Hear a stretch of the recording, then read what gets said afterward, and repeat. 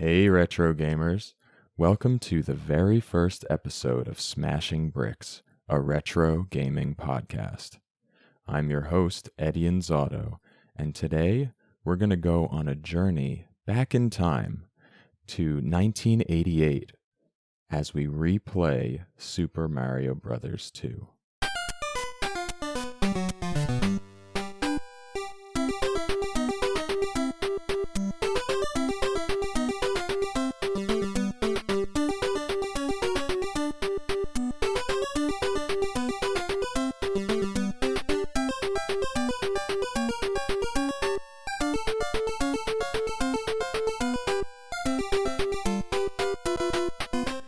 Joining me today is a podcasting veteran, Sadie Flayeh. How are you? Very good, thank you. I think that's the first time I've ever been described as a podcasting veteran.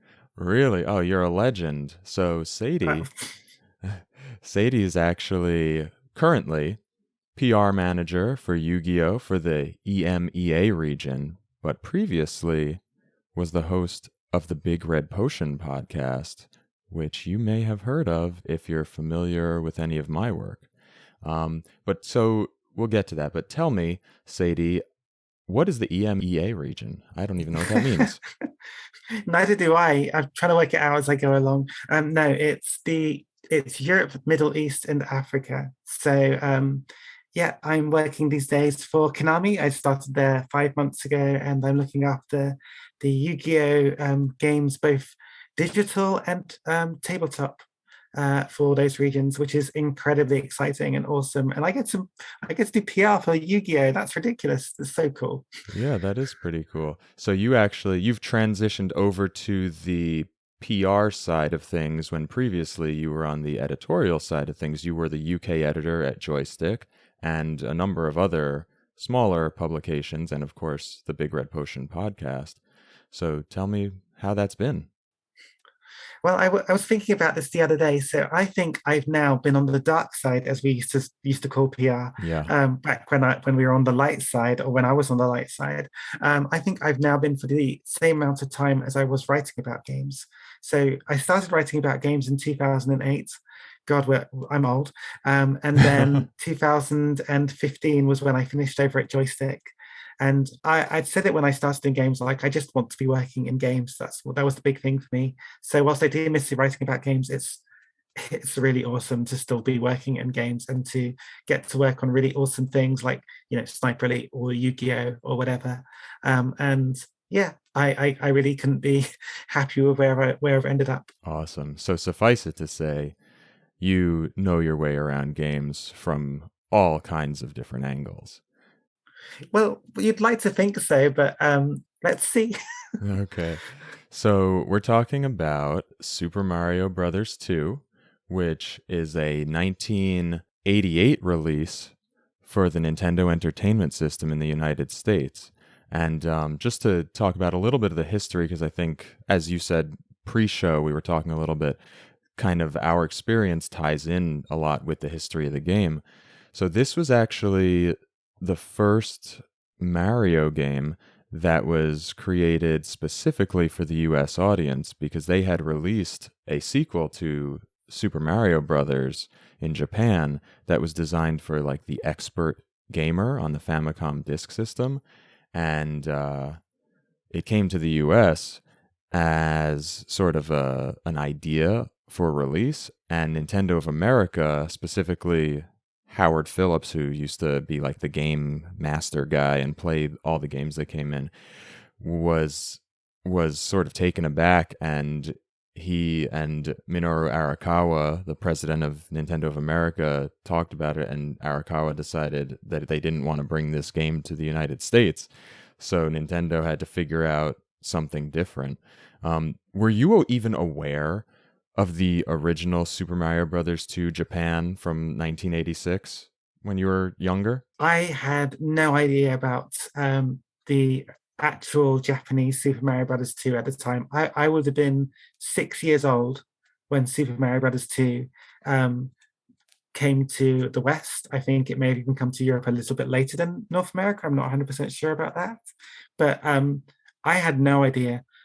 For me, my first knowledge of the real Japanese Super Mario Brothers 2 was through the All Stars game on the Super Nintendo, where it was called Super Mario Brothers: The Lost Levels. And even then, I wasn't 100% aware of what that actually meant. It's like, yeah, what is the Lost Levels? Who even knows? And Nintendo was not like very forthcoming about what it was, and they like really tried to kind of hide it. It felt like, to me anyway. It was like they weren't saying, "Oh, we released a game in Japan. We're not bringing it to the United States. We're bringing you this other thing." It's kind of fascinating because you when you look at that history of how it came about, it's the kind of thing that just simply couldn't happen now. Yeah. Like there's no way that this happens. This happens in an age where you don't have that connection to Japan, where you can't just look online and see, oh, this game's coming out in Japan now. I'm hoping it's going to come to the West, which is what we do. We've got so much knowledge of the Japanese games industry as gamers now in the West. But like, yeah, it's fascinating. Just every part of it, like just the story around Howard Phillips himself is really Mm-hmm. interesting. This guy who was just working on the factory floor and was just really enthusiastic about games, and that's how he got spotted. And then all of a sudden, he's the person 5 years later who's making the decision to say to Nintendo of Japan, like literally his bosses, literally the mother load, the headquarters of the whole company. No, I don't think we should do this.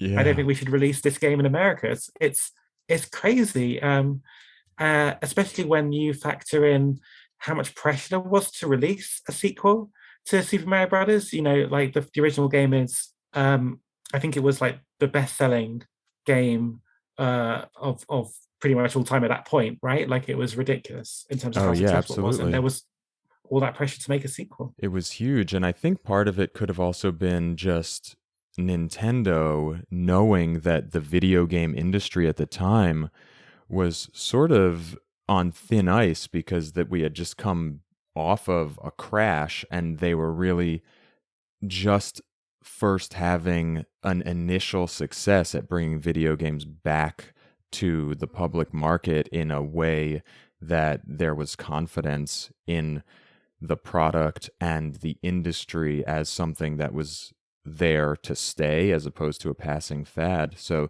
they didn't want to come in with a hit, Super Mario Brothers 1, and then follow it up with just kind of the same thing but really annoying and worse to to like a market that may not be as accepting of the differences, and they didn't want to just crush whatever momentum they had built up with their launch blockbuster.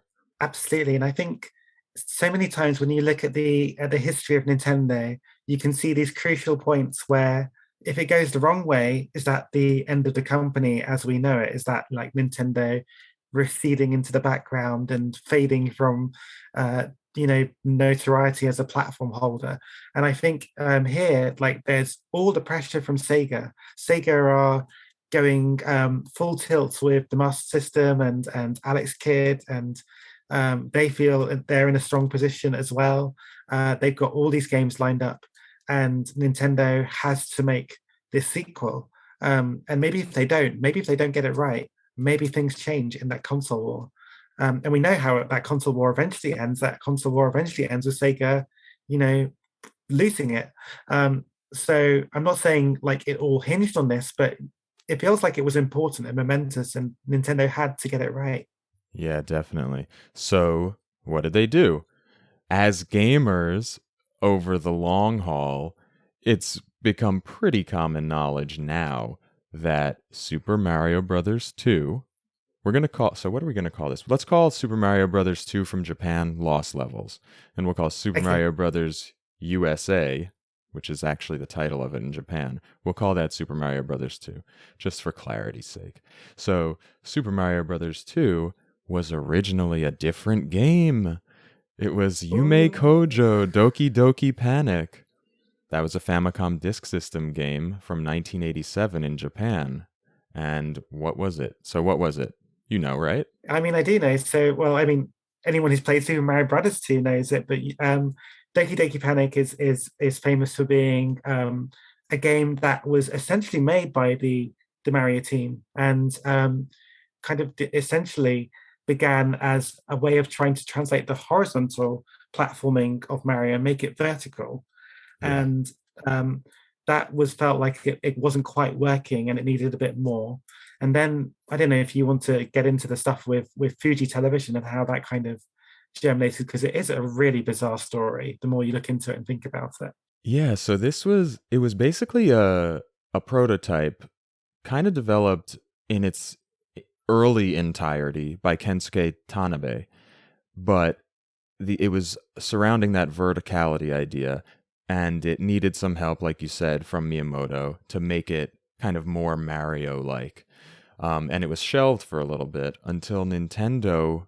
I don't know if they approached Fuji Television. Probably Fuji Television approached them to make a game tied into their trade show in Japan, the Dream Factory show, which is just like I guess like a CES sort of thing, Hmm. consumer electronics show. So they went and they picked up this prototype they had and they developed it a little bit further with the Mario team. You know, obviously Miyamoto, maybe Tezuka, Nakago. I don't know.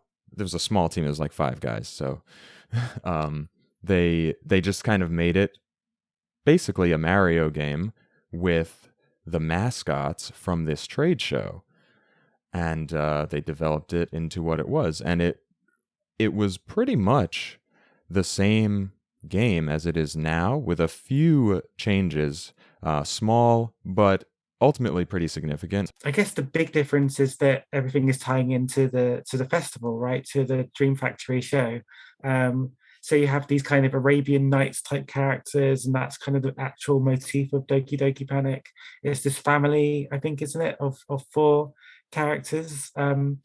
Yeah, and I think what's just bizarre to me is like the fact that this game, I think, would have just drifted into obscurity if it was not for what happened next. Like, I don't think it was a big deal from what I understand in Japan. It was, considered fun, but like not massively important or successful or whatever.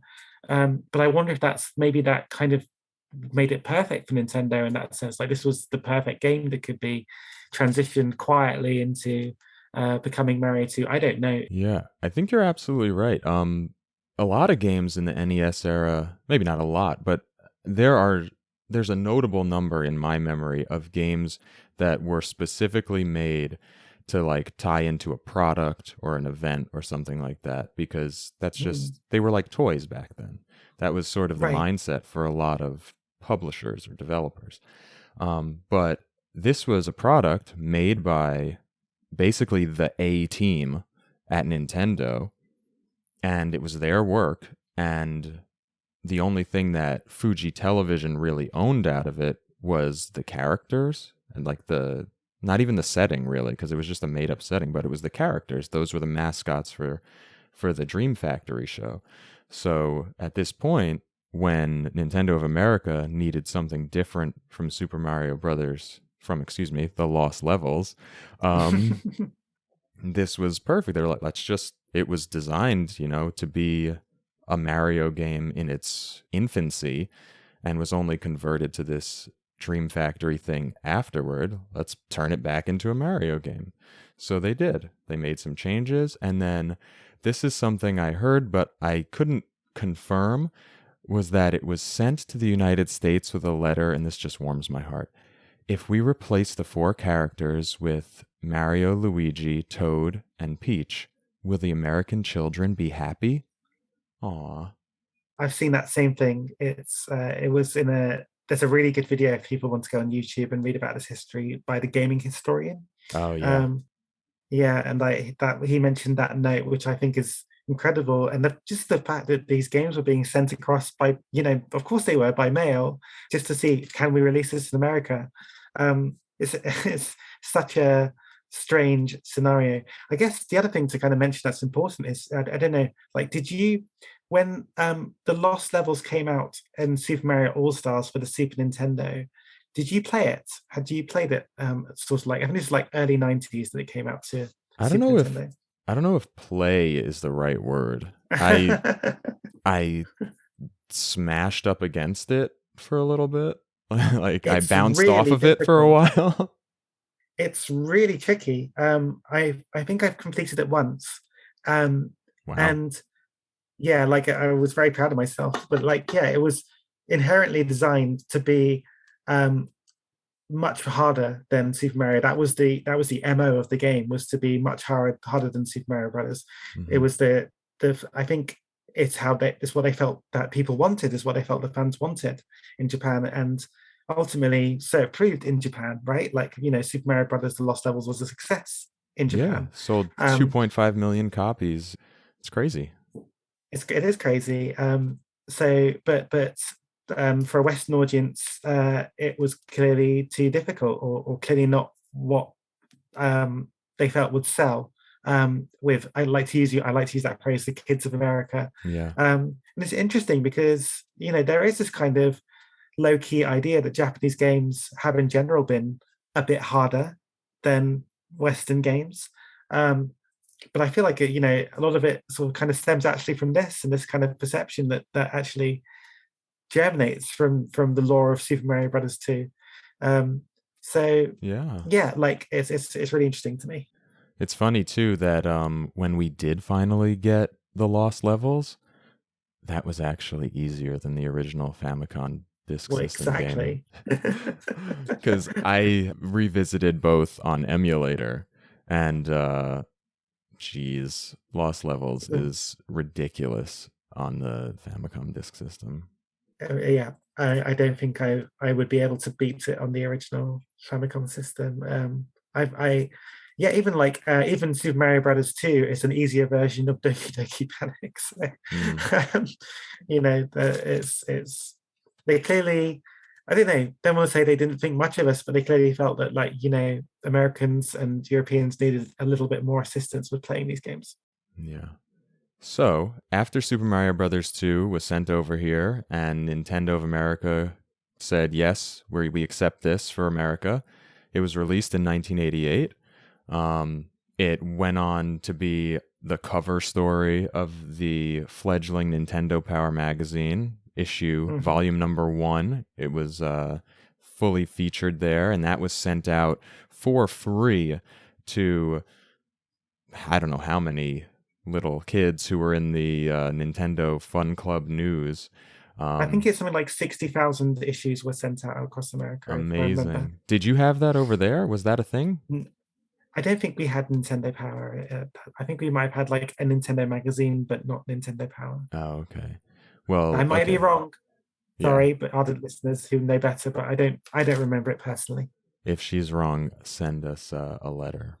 Um, a snail mail letter, like 1988 style. Um, Yeah.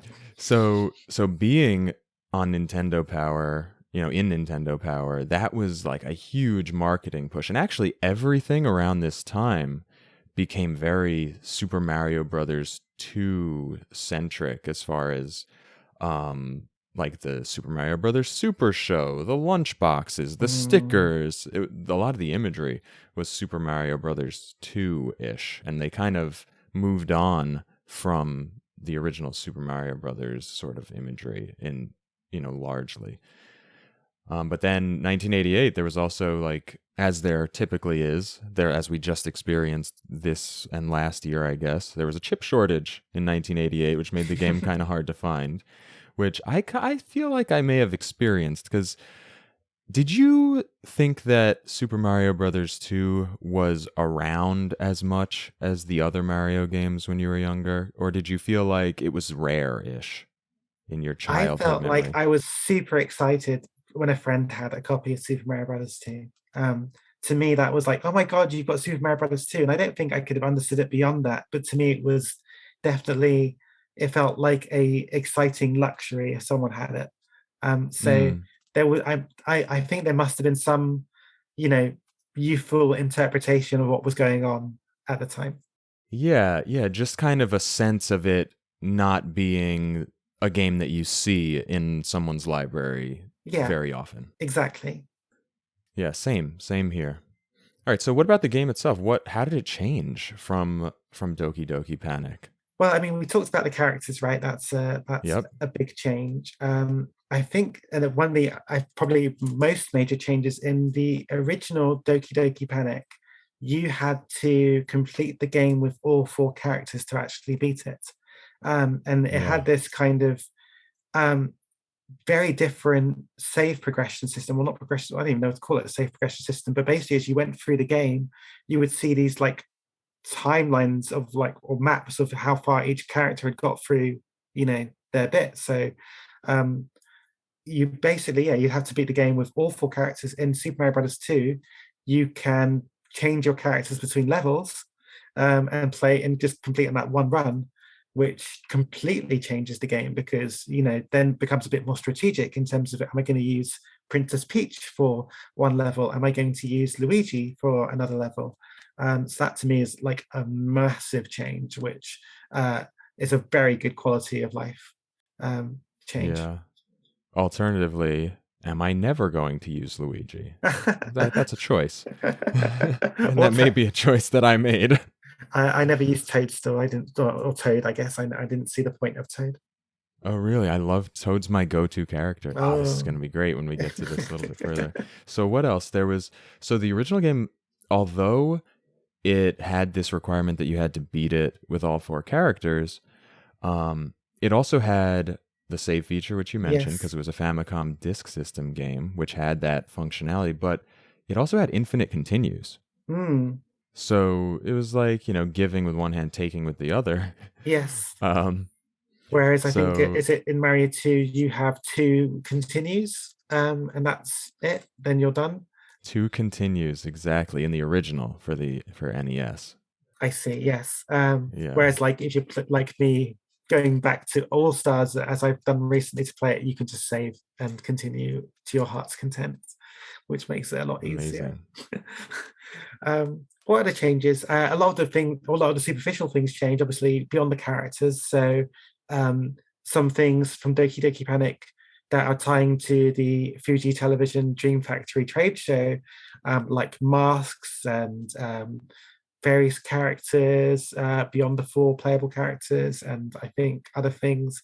They become more Mario type things. Yeah, So red shells suddenly appear, and mushrooms instead of hearts are there. yeah. Yes, they made those changes, made some animation changes. They made the NES version, the American version, a little bit prettier with its motion. They replaced a boss in the game. Yes. And this was a big one. They added running. Yes. Like in Super Mario Brothers 1, you could hold the B button to run. You couldn't do that in Doki Doki Panic, but you could in Super Mario Brothers 2. Which is crazy because I look at playing through Super Mario Brothers 2 again recently as we both done. I can't imagine how you play that game without running. Like to me, that's fundamentally important to clearing some of the levels. And I couldn't Yeah. imagine how you wouldn't have it. But yeah, again, a very good quality of life change, which definitely made it feel like a Mario. Because obviously running is crucial to Super Mario Brothers 1. Like there are some levels that require it in Super Mario Brothers 1. Clearly in Super Mario Brothers 2, there weren't, but it felt like there were, which is really interesting. Yeah. So, absolutely, I would say this is the definitive version of the game at this point between the two. The American, Super Mario USA, Super Mario Brothers 2 kind of supersedes Doki Doki Panic in basically every way at this point. And that bears out because it's sold about 7.5 million copies, Wow. which was the third best of all games at the time. And it's the fourth now, not including Duck Hunt, because I feel like Duck Hunt is part of Super Mario Brothers 1, so I didn't include that. But it's also still, even to this day, it's the second best-selling NES game among non-pack-in titles. So it's behind Mario 1, Mario 3, and Tetris. And Tetris is the only one that wasn't included in a boxed set with the system, besides Mario 2. So that's pretty good. It's really good, especially when you consider, Mario 1 obviously was riding a wave Oh yeah. of excitement around the system and around that game. I mean, the craze around Mario 1 is unbelievable. And Mario 3, the amount of marketing that Nintendo did for Mario 3 is immense. And I just don't think Mario 2 quite had that that level of support as much as Mario 3 did. To me, anyway, it felt like as a Yeah. kid. I mean, basically, it was like a stopgap title. They just said, "We got to get something out in between now and when we have our next big thing. So let's do it." So it's really good for that. But it's funny when I think of the Nintendo Entertainment System and I think of those cartridges. The one of the there are maybe three or four cartridges which come to my mind as the most distinctive ones that represent that system. Like I think of the two Zelda cartridges. They were Mm-hmm. beautiful, like the golden cartridges, which are stunning. I think of the Mario 3 one because it has that Tanuki Mario on it, which is so iconic. But the one that Mm-hmm. really comes to mind more than Mario 1, more than Duck Hunt, more than Tetris, is Mario 2. Like it just, to me, screams Mario, and it really evokes it to me. And it's kind of like that's my childhood in that cartridge, that blue case with Mario Mm-hmm. grabbing the fruit with his like right hand and jumping forwards with his other hand. Um, and I think it says Mario Madness on it, and it's just so that to me is like that's the NES in that cartridge. It to me Yeah. is about as representative of the NES as any game I can think of. Like I think of to me, I don't know, like it's up Super Mario 2 and Super Mario 3, I think are my two like favorite NES games. And the two ones that to me represent the system more than any other. Yeah, they really nailed that art. That was iconic. And it, Yeah, continued. That sort of shaped the look of the series forever. absolutely. And lots of things carry on from that game forever. Like that's the other thing that kind of it's often described as the black sheep, but so many things from Mario 2 transcend into the series as a whole.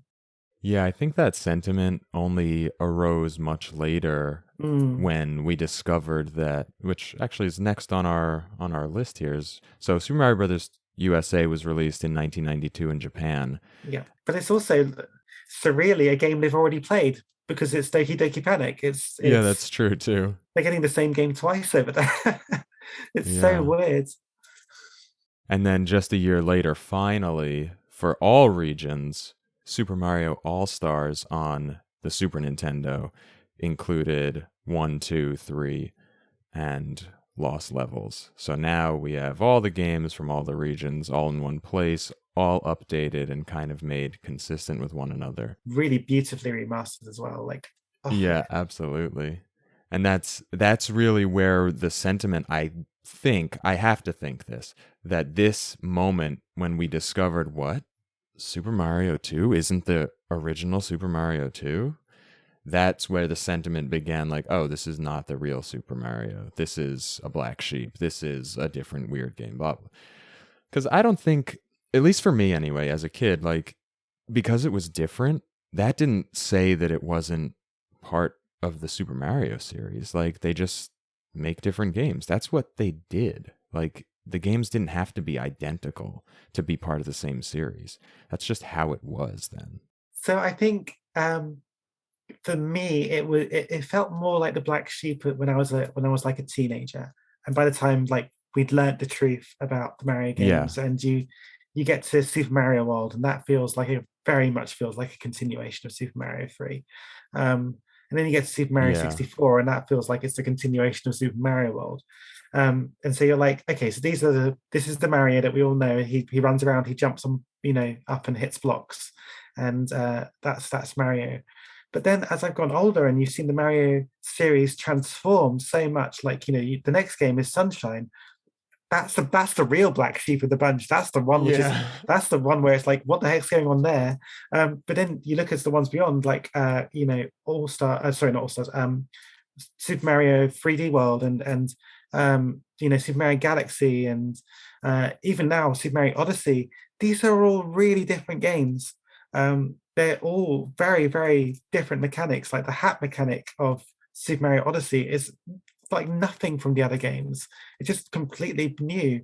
The stuff with the cat suit from Super Mario 3D World being such a crucial part of that game, like it just to me that's like you said, the Mario series has continually evolved. And actually, when you look at it as a whole from start to finish, it feels more like it's just a different Mario game rather than it's not a Mario game. Yeah, just a different Mario game. And Hey, they went on to re-release it numerous times. So they didn't Nintendo themselves didn't sort of feed into that sentiment. They went and re-released it as Super Mario Advance in 2001. They put it on the Virtual Console in 2007, and then again in 2013 for the Wii and the 3DS.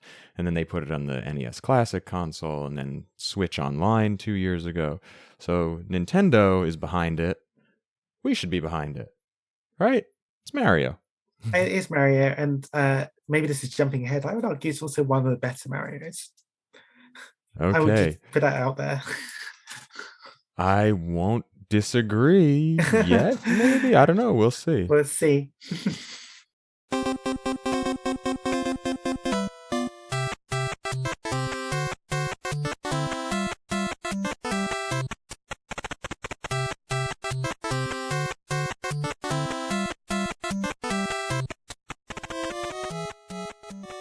All right. So I guess we already started talking about this a little bit, but do you want to go through sort of your early experience with the game? Maybe you have like a story, memories, whatever.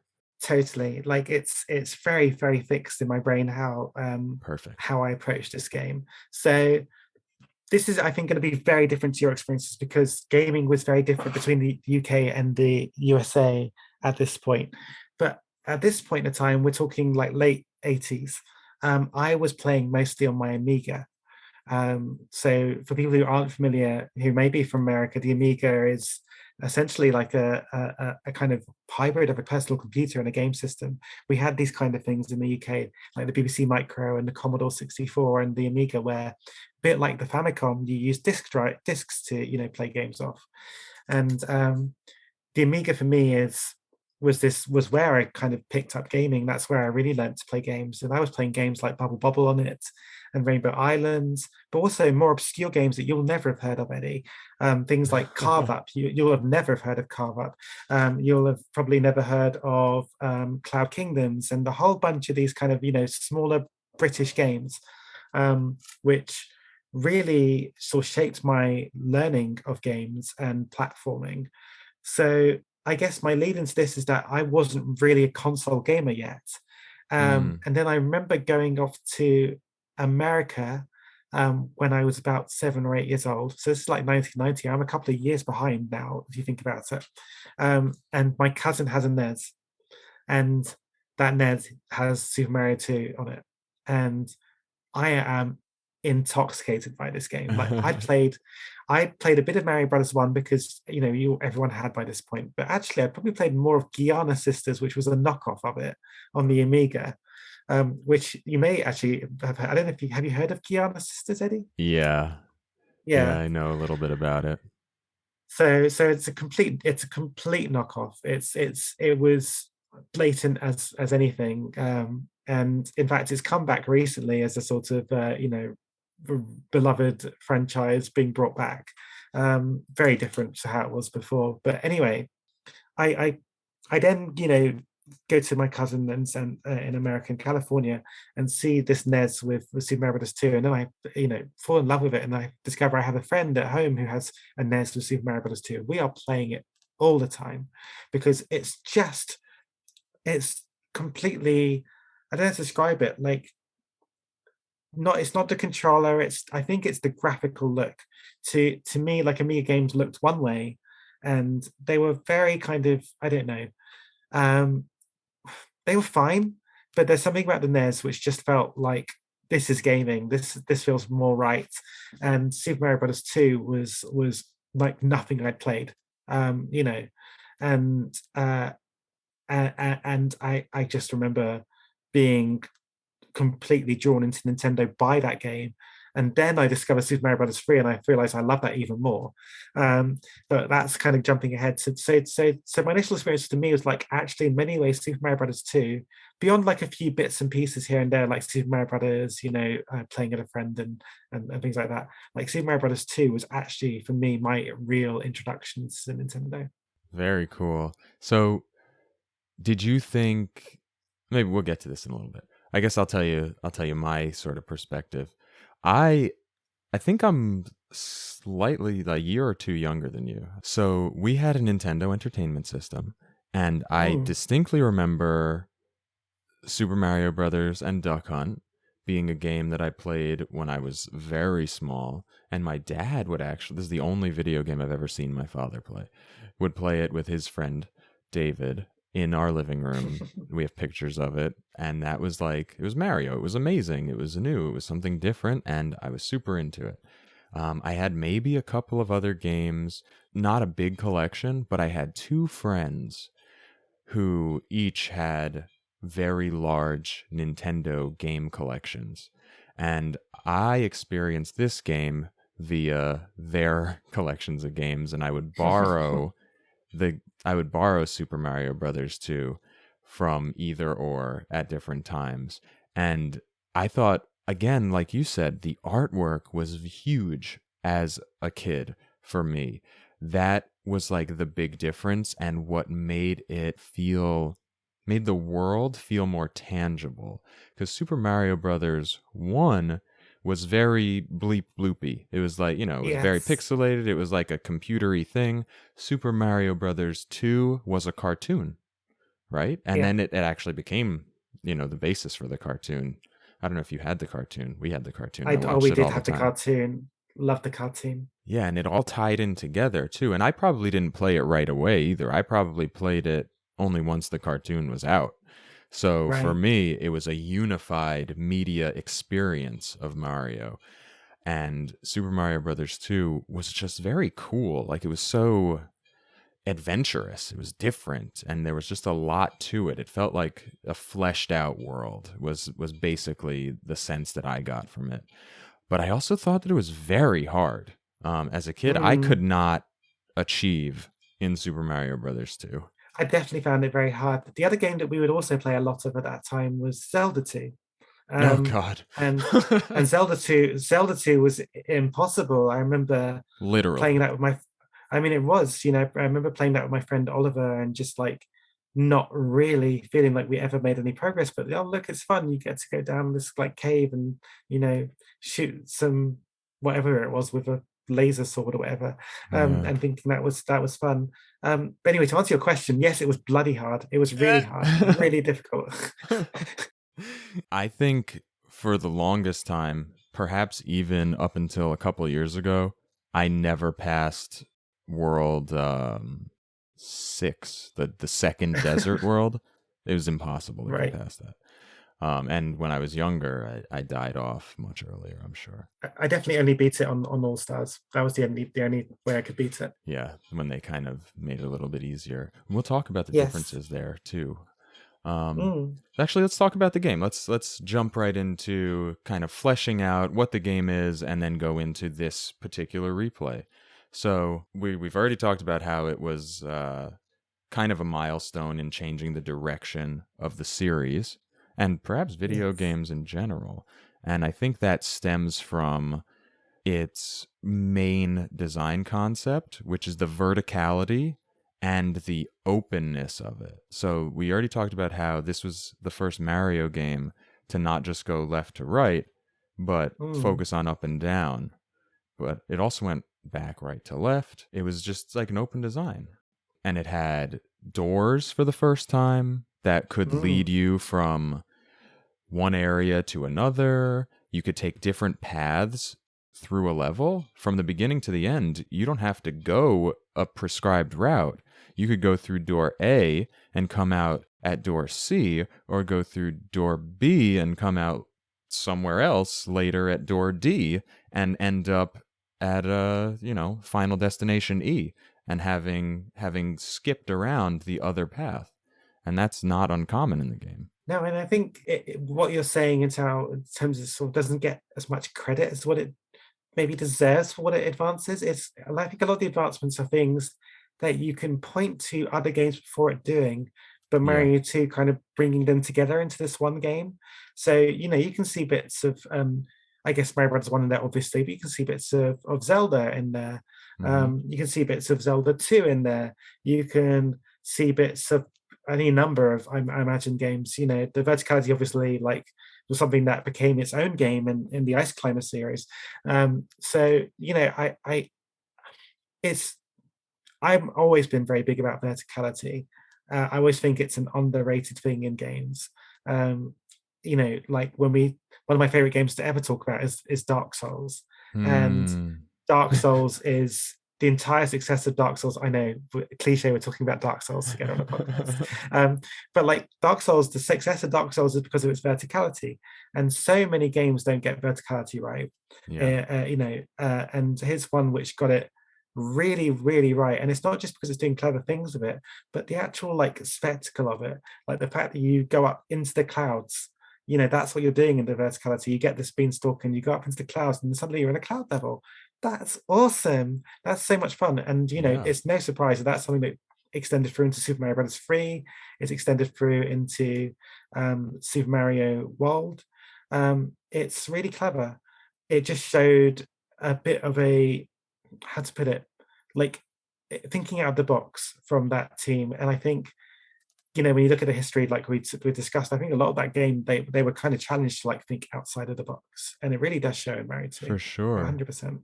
Yeah, because some of the, I mean, a lot of the levels in like Super Mario Brothers 1, it's hard to like differentiate a lot of them. You know, they just put Hmm. different obstacles in different places, but it's always on this path left to right. This made so much more variety possible, you know, so like you could recognize different parts of the game. Absolutely. And there's one of this. It's funny, like this is such a small thing, but I've noticed it from replaying it. Like one of the nicest touches in the whole in Mario 2, which I don't think I've actually seen necessarily come back into the Mario series as much that much. But when you finish a level, right? Say you finish 2, 1, or whatever it is, and you're in a cave at the end of it, right? The game picks up in 2, 2, and you're like coming out of the cave. Like Oh, I didn't there is even this realize that. if you go look, you always start like finishing off. You start off a level like moving on from where you just were, Yeah. and it's this real like narrative cohesion. It makes you feel like you are like on this journey through this world, like it is a proper, you know, narrative tale. Yeah, like Um, you just got up from the previous bonfire and stepped into the next area. yeah, totally. But I feel like there's a tiny bit of it in Mario One, maybe, but not to the same extent. And it's really clever. It's a really cool small touch that I think kind of epitomizes some of the really smart decisions that were in that game. Absolutely. And also like even Mario 1 it had vines, right? But all those Yeah, were just a way to change screen to a different place. You couldn't like climb up yeah. and down and stuff and go back and forth. No, well, like think of that. There's that. I think it's like very early on in the game where um, there's a bird on a magic carpet or something, Mhm. and you have to jump on the bird, and you're on the carpet, and it's up to you to work out what you're going to do on that carpet. And the thing you need to do is to go up and up and up and up and up until you reach a vine right at the top, and that's exactly the point where your carpet, you know, starts fading into to disappear. And you know, if you don't jump off at that right exact moment, you'll, you know, lose all your progress and go all the way back down. That's so cool. That's such Yeah. a cool gaming idea. And I just love those ways of stretching all the kind of basic left to right platforming. Like it's actually a lot more revolutionary than it gets credit for. A lot Yeah. more. They made it sort of a platform from a platformer, they made a platform adventure. And that Exactly. shows with they got rid of the timer, there's no more score. It's just open. And especially what you said about other games having done some of the things prior to this, but this kind of putting it together in such a way that just made it feel right, maybe. Yeah. Like I never got super into Kid Icarus. That was a very Mm. vertical game, but like it still had that more old sort of arcadey at the time feeling. It didn't have this sort of really polished look to it and feel to it. There's always something about a Mario game, and I think Miyamoto makes this a point is to make a quote unquote athletic game, a game that really Yeah. has a tangible feel to it when you're controlling it. And that, you know, the way that they combined those things made it stand out. Definitely. 100%. So what else? What else is new about this game? Yeah, so lifting enemies, lifting things, lifting anything, right? So that was like your primary action in this game is lifting. That didn't even exist in Super Mario Brothers. And you find out very early on that jumping on your enemies' heads does nothing. I mean, obviously, you could read the instruction manual, you learn everything, but the game itself shows you as you play. And then you find out you have to lift things, and then you find items and stuff. So just adding this lifting and throwing mechanic allows you to introduce a whole bunch of different options. You don't get new actions, but you get new items that become new actions. You get shells, now you have bombs, now you have the veggies that you pick up and throw. You have the POW block coming back. The potion, as we talked about, which we'll get into even more, and the first time ever we've seen keys in the game. And the first time we've seen Mm. doors in the game besides the end of the level going into the castle.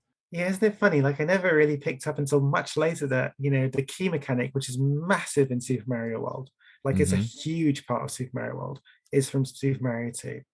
Absolutely 100% exactly the same mechanic. I think around the lifting, I don't know if I was too young to really be overawed by it, but to me it just wasn't a big deal. Like in Mario 1, you jump on enemies, and in Mario 2, you pick up enemies and throw them. Yeah. Okay, like that was it. Like it wasn't like the whole of Mario has changed. Oh my god. Like it was still too young in its germination to me to have been defined by being about jumping on enemies. Like I'd only played Mario Brothers 1. Yeah, that is interesting. It's like 50% of the Mario games did lifting. Exactly. That's how it was to me. And then Mario 3 goes back to, if anything, I'd love to go back to my old self and see how she responded to Mario 3, and if she was confused by, having to go back to jumping on enemies. Like, was that too much for her or whatever? I don't know.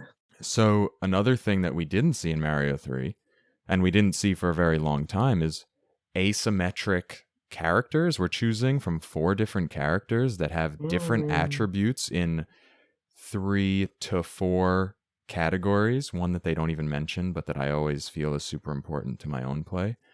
Right? So you have the 4 Yes. characters. They all jump different heights. They all lift things up at different speeds. They all have different effects of carrying the object, like their running speed's affected or their jumping height is affected by carrying. And they all have a different level of traction on the ground. And I mean, Princess Peach floats. And she floats. That's right.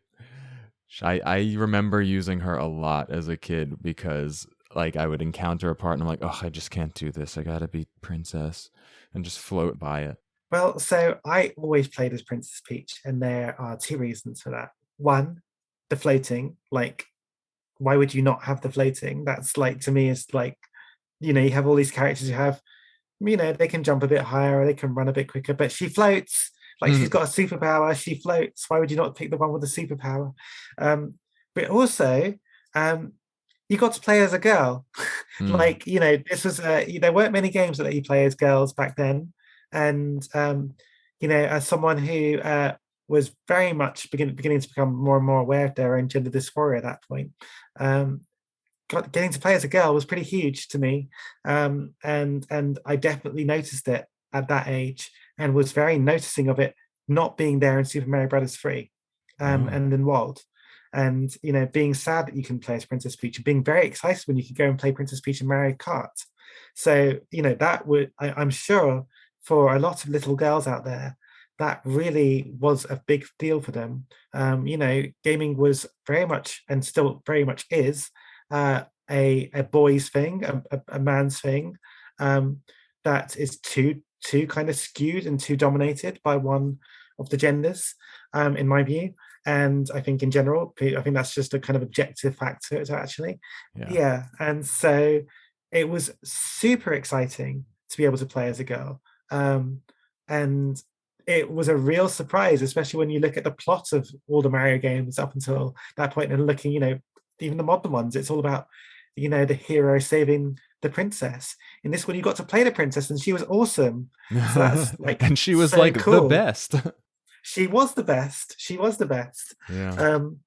And I think it's going all the way now to like Super Mario 3D World. I think you can see a lot of people were really happy to go back to that Mario 2 choice of four characters, not just because of you get a choice of four characters, because one of them is Peach and you get to play as a girl, and that's a really big deal. Yeah, see, I didn't even notice that as a kid, really. Like, it was just another character who had another ability, and I was like, oh, wow, this makes it a lot easier. I can just hold the button until I want to land. I'm in. So, how did you feel about each of the other characters, or it didn't really matter? You just like to play as Peach? Because I, like, hated Luigi and still do. So I found if I was going to play as a second one, actually, it would probably have been Luigi, Oh, wow. because yeah, no, the jumping, yeah, hella awkward, very awkward. Um, but like he did have that higher jump, and that Yeah. made him feel just that little bit more useful. Like there may be some levels where it'd be quite nice to have a higher jump. Um, I never played as Mario or Toad. It was always Peach and sometimes Luigi. That's amazing. I feel like what I've heard is that most people thought Mario was like boring because he was Yeah, just kind of the basic character. But I like it. You know, he felt handleable to me. He felt as I recognized a platform character should feel. He had like the normal jump, the normal slipperiness, you know, everything was just like solid. And then it's Toad, funny. go ahead. No, Toad is quicker, right? Toad, he will run faster while holding things, and he just Yes, feels so precise to me. When you right. when you land, you land. He sticks the landing. And you never, I mean rarely with Toad, get caught in the middle of a lifting animation and being shot by a Bezo or whatever they're called. You know, he lifts it up so fast and then just launches his weapons at the enemy. And that just makes the game feel really quick and tight to me. So I love those two. Well, mostly Toad I love. And then Mario is just like a basic character. And then Princess for her float. Luigi, like, he jumps really high, and that is essential for a few hidden things and, Mm. and paths that only he can reach at that point. But It does feel like it feels like he's kicking his legs whenever he's jumping. Like he's sort of, you don't feel like you're in control, but like yeah. I don't know why. Oh, and this is something that we failed to mention so far is there are actually multiple jump types in Super Mario 2. Whereas in the Of original course, Super yes. Mario, you could jump while not running, you could jump while running, but in this one, you hold down and you start to flash and then you do a super jump. That's cool, and that's something that I like about Toad because even though he could jump about like 1 foot off the ground, you always had the super jump just in case you needed to get any higher. Yeah, no, and it's something we should have mentioned as well earlier when we were talking about the fact you can pick up enemies rather than jumping on them and killing them. You can also ride enemies. Oh, Um, very true. Yeah, if you don't kill them when you jump on their head, what are you doing? You're just standing on their head. yeah, and that's literally a mechanic you need for at least one or two of the levels, I believe. Yeah. So it's that kind of it's something Nintendo were very good at, and actually game developers in general were very good at, which is having these kind of basic blocks, which seem quite dull and bland or meaningless on their own, but then pushing them to their limits and finding a way to make that work. I always feel like the Mega Man series was really good at doing that as well. Hmm. Sort of like these kind of uninteresting mechanics that if you just like push them very far, suddenly become like game changing. Um, and so yeah, like Mario 2 has a lot of that for sure. Yeah, like you just give one basic action, and that action allows a variety of other actions. And I think that really kind of defined this one. Okay, so that's pretty much everything except for Subcon and Subspace. This was like a big deal, right? So you only increased your health by going into this weird backstage world, or I don't even know what, like you said before, a shadow world. It was a mirror image of the level, and back there you had the only way to increase, well, not the only way, but the main way to increase your number of lives by collecting coins, which no longer Yes. operated as they did in the previous game. Now they just gave you a chance in the slot machine, and it was the only way to increase your health bar. So you would increase the health bar with the mushrooms you find in that sort of shadow area, subspace, and then you would increase your current health by collecting the hearts that float up after defeating a bunch of enemies. Well, that's I think there is a lot to talk about there because um, they are not very simple mechanics, right? Mm. So you look at Mario 1, and those are it's quite simple in terms of you get coins, Mm-hmm. and if you get 100 coins, you get an extra life. Um, and if you die, you lose a life. And if you get hit, you get shrinked. And if you get a mushroom, you get big. And then if you get hit again, you get shrinked. You know, it's very visceral, visual, easy to understand mechanics that always are kind of shown on screen what they're doing, right? Um, Compare that to Mario 2. You get these coins, but you don't see how many coins you have until you get to the end of a level. And those coins only have that effect at the end of the level. Like you said, you can kill enemies, and after a certain amount of killing enemies, you will see a heart pop up randomly from the bottom of the thing.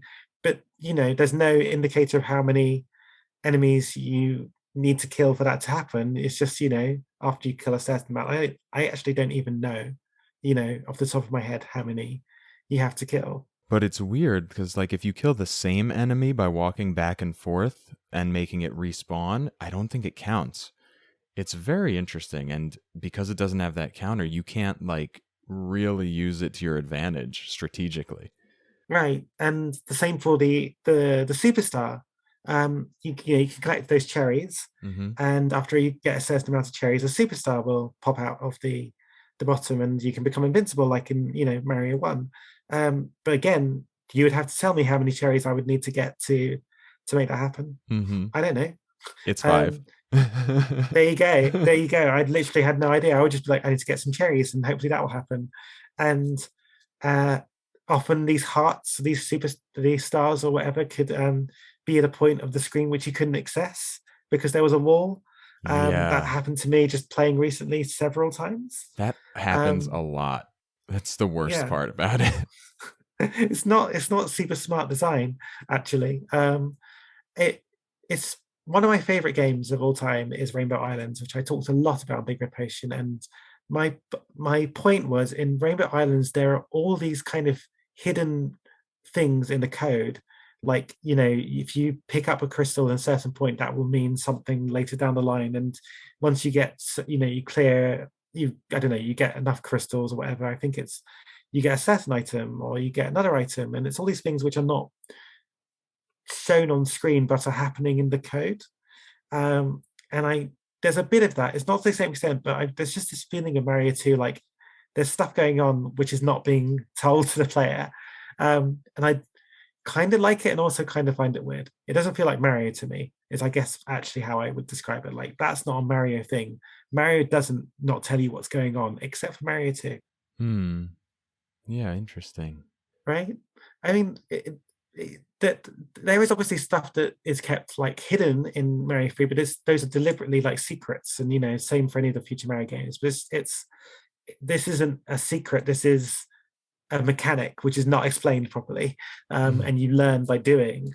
Yeah. Or in my case, you never actually learn. You just get a sense of roughly how it works. I mean, it's very Um, Dark Soulsy, this learn by doing thing. it is quite Dark Soulsy. Um, there is a lot of that actually in general in Mario 2 that kind of learn by doing, right? There is Yeah. it's very much a game where you have to experiment to progress in some places. Yeah, and like especially with this subspace mechanic. Like at first Yes, it seems pretty straightforward, and then you realize, wait a second, they are playing tricks now. yes, It's crazy. At absolutely. first you have the mushroom right there when you drop the door, right where you pick it up, and then later, oh, the mushrooms, there's no mushroom. What?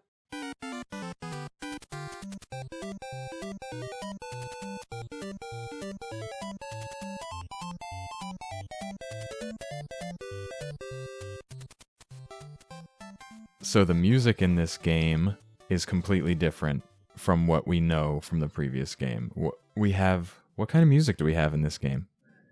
So there's actually a few different tracks up right on there. There's I'm trying to think of what the game sounds like before you even start it. So it opens up with a waltz, right? Oh yeah.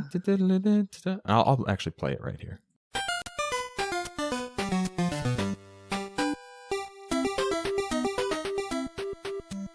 Oh yes, I remember. Yeah, of course, because that's used in the cartoon as well. Yeah, so the game opens up with like this waltz, and then our character select screen. Do you remember How could you forget that music? that? That to me is the Mario 2 music. It's basically ragtime, and same with the overworld theme. But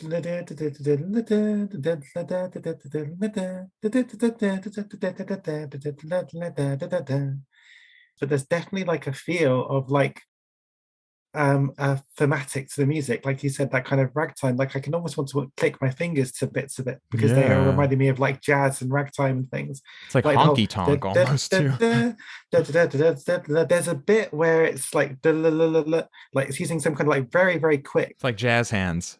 Like you can picture jazz hands where that little tremolo is happening, right? I'm trying to think of, yeah, like it's let's listen please.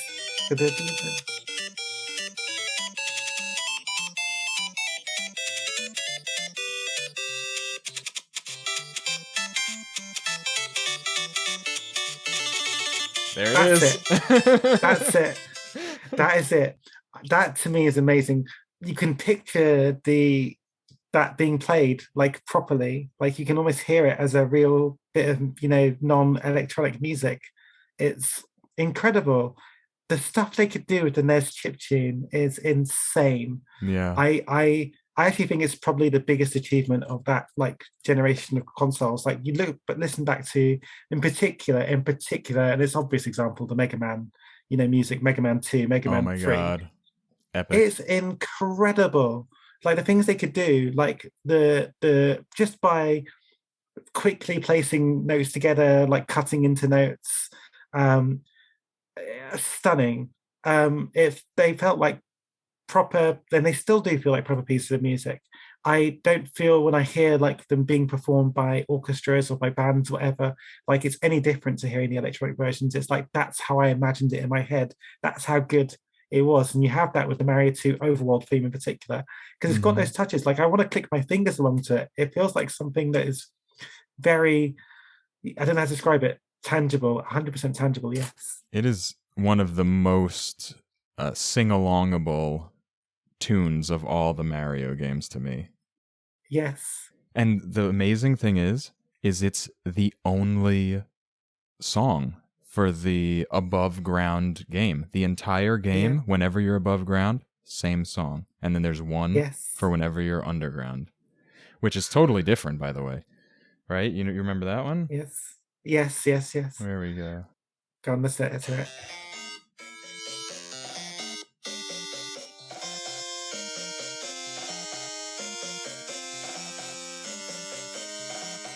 It's a perfectly good piece of music, but it's not as exciting and it's not as interesting. It's perhaps the more thematic one, though, if you're thinking about the sort of Saudi Arabian theme or Persian theme, totally. Whatever it is. It's 100% more on brand than the other one, but it hasn't got the touches. It hasn't got the brilliance. Like, especially, I do think if you go and listen to the All Stars version, like it's because the SNES again did some amazing things with music. I mean, the NES, I think, with what it has, they composers did more impressive things. Koji Kondo just did some insane things with Mario music, but like the All Stars version really captures the kind of almost like I want to say like Hawaiian, like there's kind of like this, I don't know, like it feels like a holiday. There's something so bright and bubbly and sunny, and I feel like I'm on a tropical island being when I listen to it almost. And I guess there is a bit of that with the game, like it is this kind of mystical faraway island. It's amazing how much they translate with just so few tracks. I get mystery from that one, from the underground one. It's kind of the mystery that we saw ludically, in the gameplay. Yes. It's crazy. Going back to the character theme one, there's another great touch in that one. So the character one's da da da da da da da da da da da da da da da, and it's that That break. yeah, it's just so cleverly done. And again, it feels like again I'm almost listening to a band. Yeah. That reminds me of like I used to watch Betty Boop cartoons and you would get like the music like ha cha cha. Yeah, yeah. It feels like someone going 100%, or just like tapping of a drum, like a cymbals were. That's I don't know how to describe it, but I guess that's probably. I've never been very good at describing music. It's not my thing, Mm-hmm. but I can describe how it makes me feel, and when I hear the Mario 2 music, I'm taken back years. Like it's probably more powerful than watching the game or playing it even. Like just hearing that music to me is probably the most nostalgic thing with those games, Mm-hmm. especially Mario 2. Yeah. And then the only other thing that you have are the boss themes. Right? You have the Birdo theme. Well, all the boss themes are the same.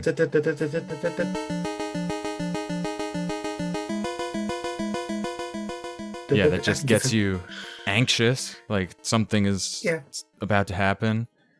With the boss theme, again, it's a bit like the underground or the cave theme. It's not the most exciting bit of music, Mm-hmm. but it does the job of what you want it to do, and it has that tension, like because it's really not even rocket science for the boss theme. It's just constantly at the pace. That pace is not a comfortable pace.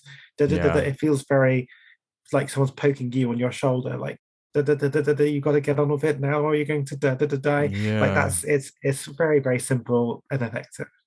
And because it's only like there's barely any change. There's something inevitable about it. Like there's Mm. like it's your demise is certain because the music is just coming and coming at you, and it definitely works. Yeah. Not, I don't think it's brilliant, but I think it suffices. So there's one more piece of music for a boss that you didn't get to hear this time around, but I'll go it's on. only for Wart. Wart has his own music and it's only played during the Wart battle. And Yes. it sounds like this. How would you feel if more of the boss music was this?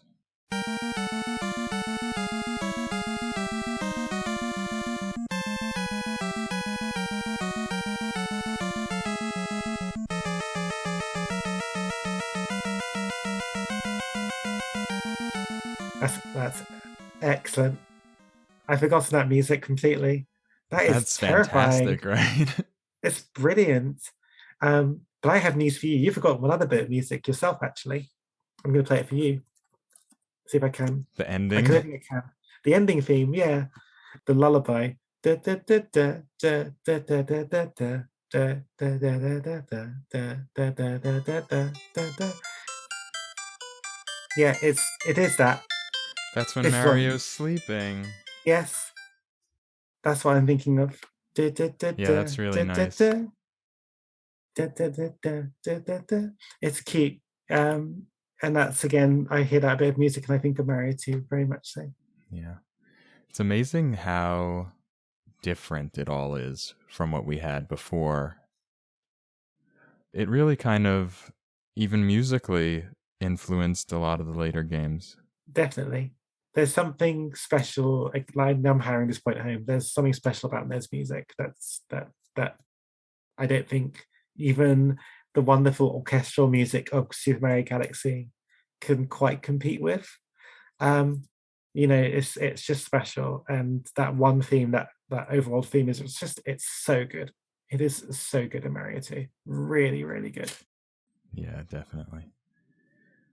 I think this is a good point to like start getting into like some of the other specifics about what we discovered on this play, because that's really one of those things that was becoming evident to me as I was playing this time, was a lot of this stuff going on in the background and a lot of the real brilliance in some of the design. So I played the original, and when you said you were going to play All Stars, I dabbled in a little bit of All Stars, and you said you played All Stars. So in revisiting All Stars, what were some of the standout things that you noticed? I think it must be underlined how brilliant All Stars as a package was. Um, when I look back on it, um, the fact that you had three Mario games, which we now realize in our wisdom and looking back in time, that were very different. Mario 1, Mario 2, Mario 3, and the Lost Levels as well, of course. So four games. They were all very different that feel cohesive because of an excellent visual remaster and some very clever tinkering with animations and just general feel of all those games. They all felt like just part of the same thing. It's really quite clever. So I think All Stars. I don't think I ever fully appreciated how good it was. I was like, it's great to have all these games together, but actually they all felt really fun to play. And maybe if I went back to Mario 2, I don't know if I would necessarily as enjoy it as playing as I do All Stars. I do think the visual remaster in All Stars is really good. Yeah. So that's one thing I definitely would say I've noticed. But in general, what I take away, and this is what I wanted to kind of get to when I was saying Mario 2 is one of my favorites. So I just think it's it stands out.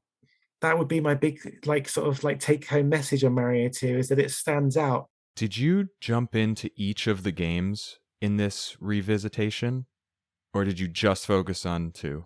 I just focus on 2, but I do regularly go back Oh, to okay. all of the games. So I will probably once a year play Mario 3 and probably once a year play Mario 2, and every so often play Mario 1, and if I'm feeling particularly self-hating, maybe try the Lost Levels. Um, um, and Super Mario World will also be one I often go back to. Those are like my sort of golden age of Mario games. But the other big thing to kind of put to that is that I've probably played most of the Mario games that have ever been.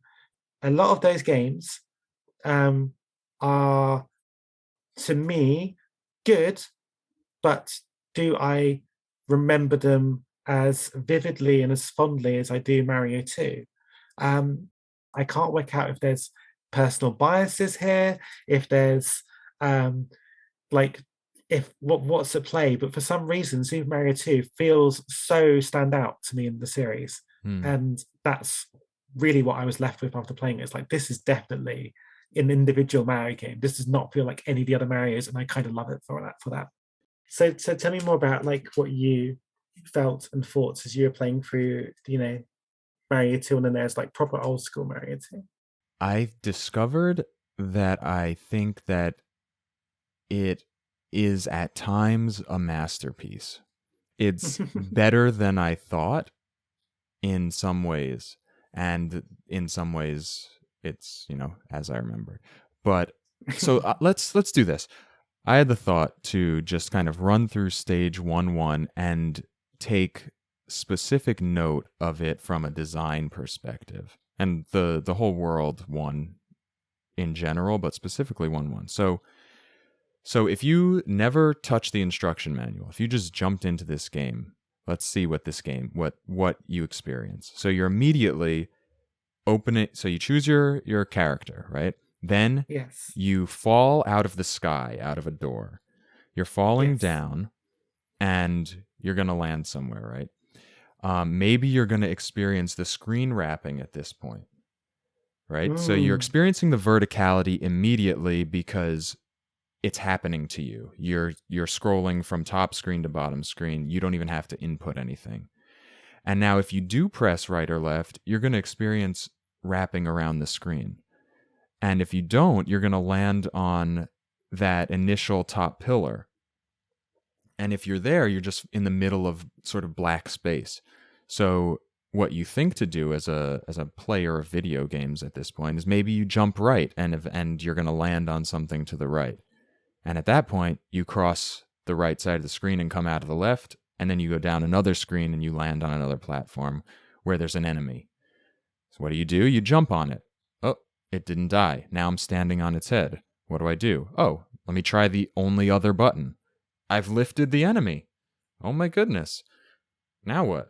If I press that button again, I've thrown the enemy off the side of the platform. And now I see this one single tuft of grass, because we didn't actually mention it, but all of the sort of items and stuff are underground, and that's where you're lifting. I can't believe we didn't say this. Yes. Um, Yes. so so all your vegetables and potions and turtle shells and bombs and a lot of things, except for like POW blocks and the occasional thing just sitting on the surface, they all come up from the ground. So you see this tufted grass. Maybe I can lift that too, since I've just learned that lifting is a thing. Oh, I did. I lifted it. Now I've got nowhere to go. Maybe I go down again. Now I see a Yeah. door. Now I see the first door in the history of Mario. I go through, Yes. right? Now there are enemies, and there are some tufts of grass. I know what to do. I can pull up these grass things, get vegetables, and throw them at enemies. And to not have any real indication of what you're meant to do with that door is quite interesting as well. Like, pressing up to get through a door. Why would you press up? So as we tended to seem to be able to do at that point in time with gaming, which we maybe don't seem to be able to do anymore, is experiment and discover for yourself that you can press up and go through the door. So I guess my overall point would be, for its time, yes, it is really interesting design and good design, but it's I wonder how much thought, like, was it luck, or are we right? Did they really think this hard about that very first section of the game to make sure that it was accessible to players? Or was it as simple as a narrative thing, like, oh, you just ended up in this world and you dropped out of the sky and you go through the store and suddenly, oh, you're in this, magical new world. Maybe it was that was as simple as it was. I don't think so. I think I'd like to believe that you look through Mario games in time and they've always been very good at introducing players to mechanics. Yeah. Right from the very first bit of Mario 1, right, where you one of the very first things you do is hit that block and get that mushroom.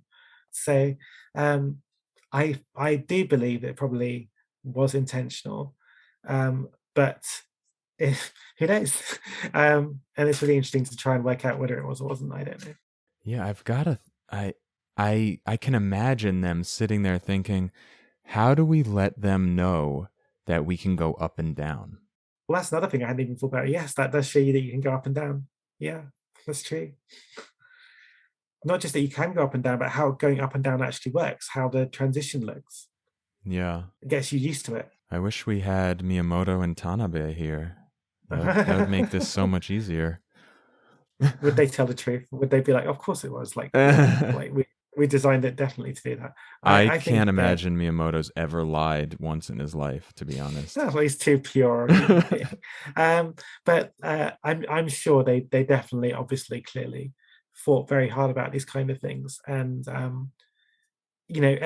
again, the proof is kind of in the pudding. Like, I don't think I needed an instruction booklet to learn how to play Mario 2, personally. And it continues for the rest of the level. You see your first vine, you climb up it, you get the very first tuft of grass up there is a potion, so you drop it, and then right there you have your first mushroom, and you have your first chance to get coins by pulling up the grass in the subspace side.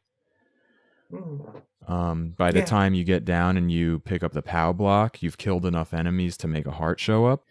Then later on you see a pink and a red Shy Guy on the same screen at the same time, and you can see the different behavior. Where I did notice that. The pink ones stay on, or I guess they're blue on All Stars, and then the red ones fall off, so you learn that.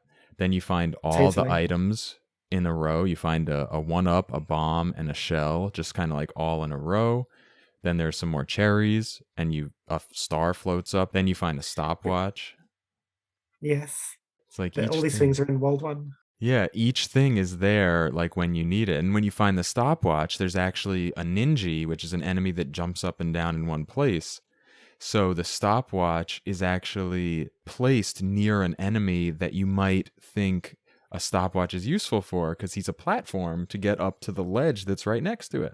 But there is something in that world where the game suddenly goes a bit wonky. So you go in that section you're talking about, you go up the vine, after the stopwatch and the ninja thing, and you get to thing, and the game has taught you can go up and down through things, but then if you jump through the water to go down, you die. Yeah, I noticed that too. That is very much not what the game has taught you. and yet it happens. And Yeah. to me, it was really actually, because I don't think I'd ever actually ever noticed it until playing through it this time. Yeah, you would think you jump back down, you go back down to the Yeah, screen below you. Oh, okay. yeah, but then you die. So You had to perhaps go it's there via on the vine. purpose to show you like, hey, sometimes it's dangerous, sometimes it's not?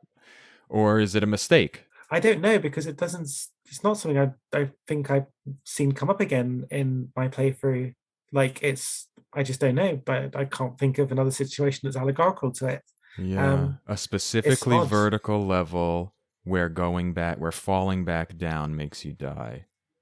I don't Yeah. know. Like all the vertical levels uh tend to let you jump, but for some reason that water bit you die. Um, it's odd to me. It doesn't really make sense even now, and I'm kind of questioning myself. Like, did it actually happen? But it does. Oh, You it do did. die if No, you it jump. definitely does. Yeah. Yeah, that just shattered my whole opinion of World 1-1. Well, it's interesting because I am 100% sure if they went back and changed it, could design it, they would change that. Yeah, That makes maybe. no sense. Interesting about that part too is that's the first point where you can go left, but Yes. it doesn't invite you to go left really. I mean, you may have the inkling to want to get to a lone platform on the left side, but if you didn't know that you could go left, you'd be like, okay, there's nothing there. I think the fact that you would have to jump to it means that you would have to commit to getting close enough to the left side of the screen for it to scroll over. But I don't know Yeah. why you would want to jump over there. So that remains a secret in my ignorant playthrough idea, right? No, I think of it as a secret too. So actually, the very first time that you get a clear go left signposting in the game doesn't happen until World 3-2. And that's the one where you're walking on the ground above, and below you, you see a tunnel like in the ground as a cross section. And then you get to a point where there are a couple of POW blocks that you can lift up, and you know for sure that you can go left because you've already seen it. Whereas every other place where you could have gone left before this would have had to have been a guess. Isn't that nuts? All the Uh, way 3-2. that's crazy. That's definitely nuts. It's like they're Yeah. revealing a secret. They're like, oh, by the way, you're how many levels in? 3, 6, 7. You're 8 levels into these 20 levels. You can go left. I mean, it's again, it's. I think it was something that a few platform games were definitely being cheeky about doing things with. I remember Sonic doing something like that very naughtily as well. Mario 3, I think there's a bit as well. I do like it. I do enjoy any of these kind of things where you can just try and make players not think in Yeah. the same kind of box as they've been thinking all game before. Um, there's also another bit to that one which is interesting, where I think, and I don't know if I'm right. This is like going back to childhood memory, so I didn't try to do it on this playthrough. But I think what you can do before you go through the door to this whole section, this cave, Mm-hmm. you can jump on one of the enemies, wait till they've jumped high enough, do a super jump, and get to that top platform. Like I got a memory in my head as a kid of doing that, and thinking, well, that seems to break the game. But I guess it's part of the mechanics and it works. But like I'm certain that's something in general you can do at points in the game, is to kind of circumvent sections by just jumping high enough. Yeah. Which I think it's really cool. Yes, It's introducing you to this sort of branching pathways. it's It's true. really cool. It's true. So you're introduced to your vertical area, your first vertical area where you're climbing, because you get to that first vine at the Yes. end on the top, and you go up, and now you're in a section where you're climbing a vine, and it gets blocked off, and you have to know, or you have to figure out to just jump to the side and catch the other vine and continue up, and then weave your way sort of like in a braid all the way up to the top. And then finally you get to Yes. Birdo, and if you jump on his head or her head, you can't lift Birdo. So you have to Now, figure out what to do next. There are no veggies there. There's nothing. So you have to. can you jump on Birdo? Yes, you can stand on Birdo's head forever. I don't think I've ever tried to do that before. I also noticed that in the original game, the eggs are identical to the clouds in the background, just smaller. Amazing, So maybe Birdo just spits amazing. clouds. Well, of course, the thing you can happen is that happened to me as a kid is you can stay on those eggs and get taken off the ledge and fall down Yeah. and die, um, which was always a bit embarrassing as a way to go. But that's another side of this whole thing that's very different to Mario 1 is where you restart if you die, right? Right there. Like you right I love there, it. we would describe it in modern gaming terms as the autosave Yeah, it's almost, the right? Like, Bioshock Vita you know, Chamber. yeah, right. And it's always like right close to where you died. Yeah. Whereas in Mario 1, you could go miles back, depending on whether you got the halfway point or not. So yeah, again, bizarre, like almost way ahead of its time compared to like Mario 1, Mario 3, even Super Mario World.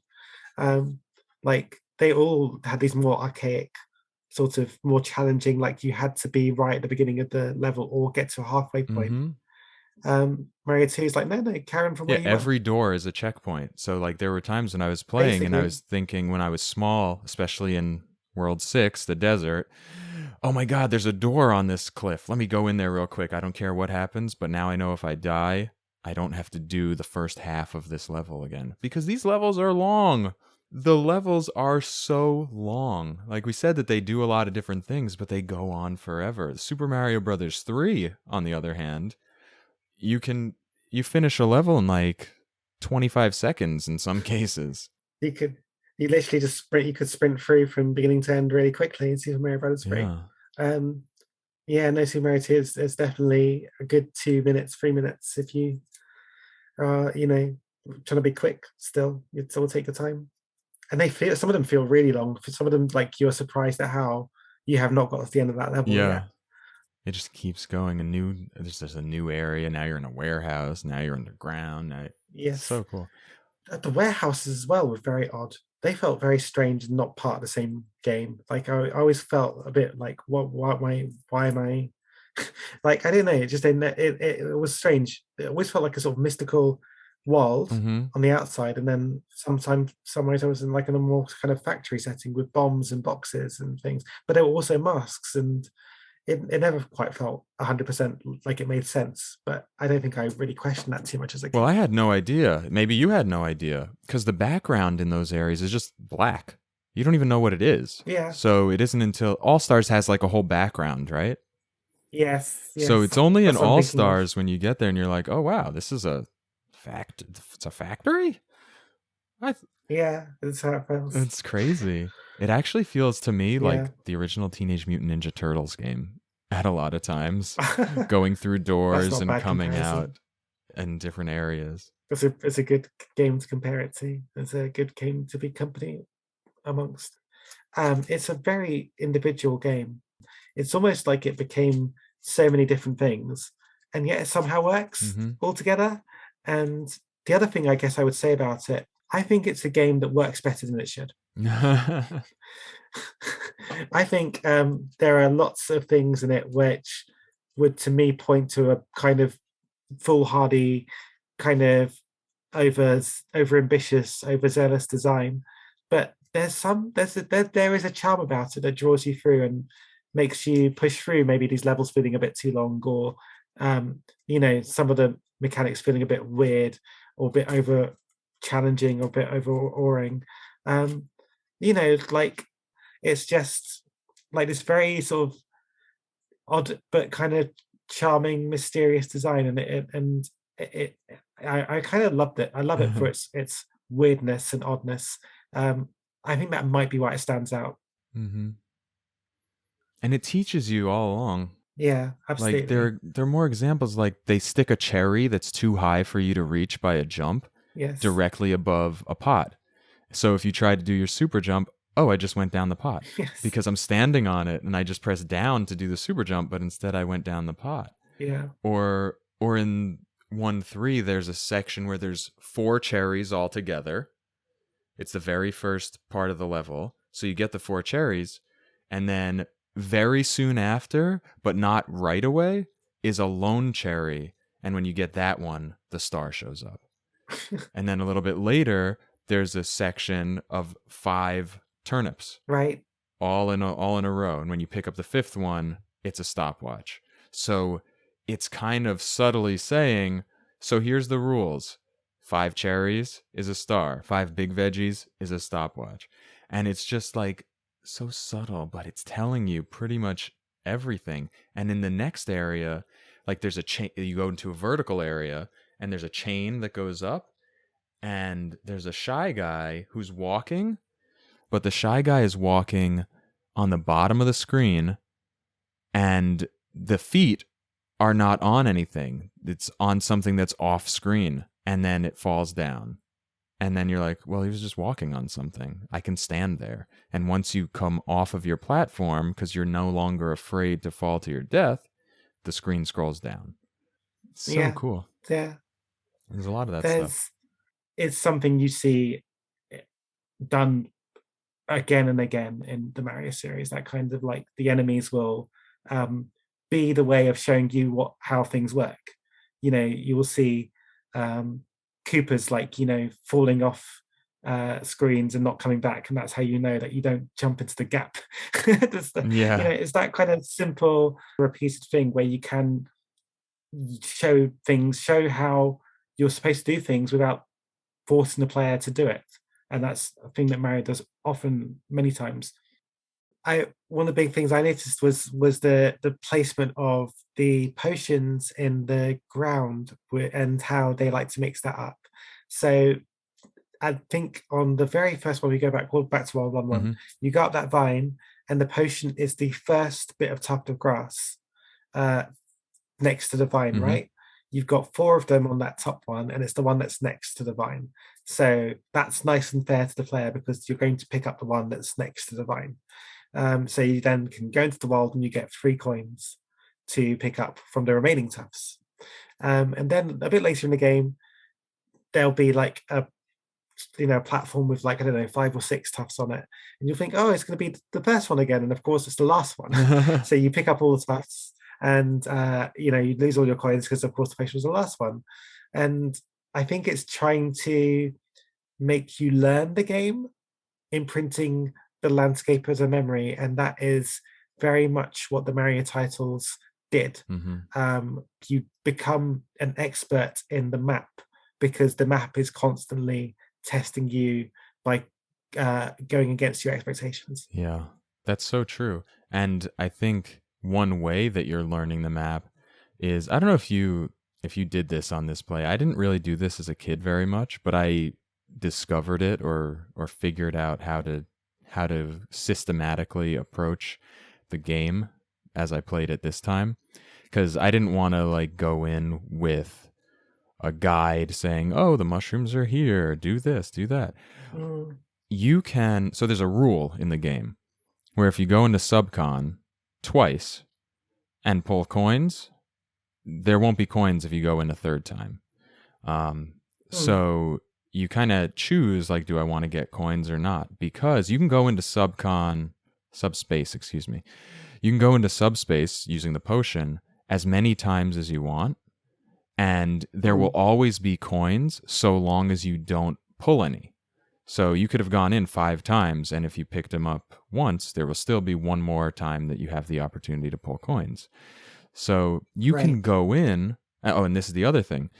When you go through a door and come back, the potions will repopulate under their tufts of grass. So if you throw a potion and you don't find a mushroom where you threw it, you can go through the next door, come back, pick up the potion, and then walk a few screens to the side or look for something in the world that signposts where a mushroom might be hiding and throw the potion there, go through the door, and effectively search the subspace, and do that as much as you want if you're just taking like a slow, methodical approach to the game.